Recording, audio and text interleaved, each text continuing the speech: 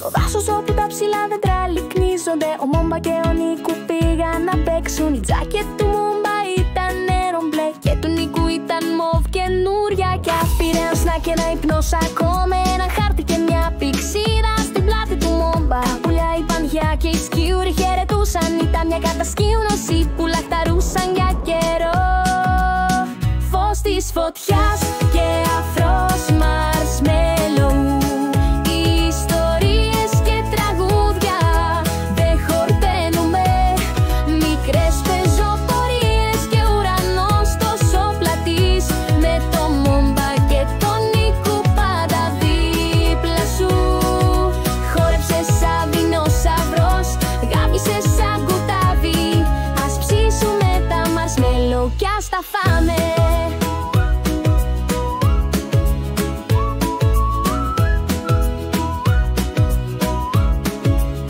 Αναρχήθηκαν σε μονοπάτι που στριβεί και καμπυλώνει σαν ένα μαγικό κορδόνι μέσα στο κόσμο. Ο Μόμπα βρυχήθηκε, περιπέτεια είναι εδώ, και ο Νίκου κούνησε την ουρά με χαρούμενη φωνή. Βρήκαν ένα ριάκι που τραγουδούσε μια λοδία και παρακολούθησαν το ηλιοβασίλεμα να ζωγραφίσει το φεγγάρι. Επίτα έφτιαξαν φωτιά με μια σπίθα και χαρά και τραγούδησαν τραγούδια κατασκήνωσης για όλους να ακούσουν. Φως της φωτιάς και αφρός μαρσμέλο, ιστορίες και τραγούδια δεν χορταίνουμε.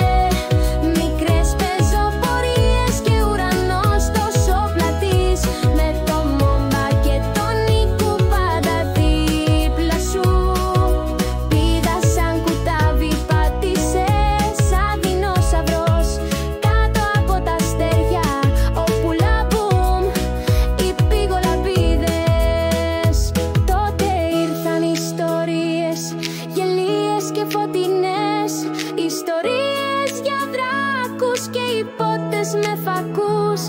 Τα αστέρια βγήκαν σε ένα λαμπερό πλήθος κι ο Μόμπα ψιθύρισε, ας ονειρευτούμε δυνατά.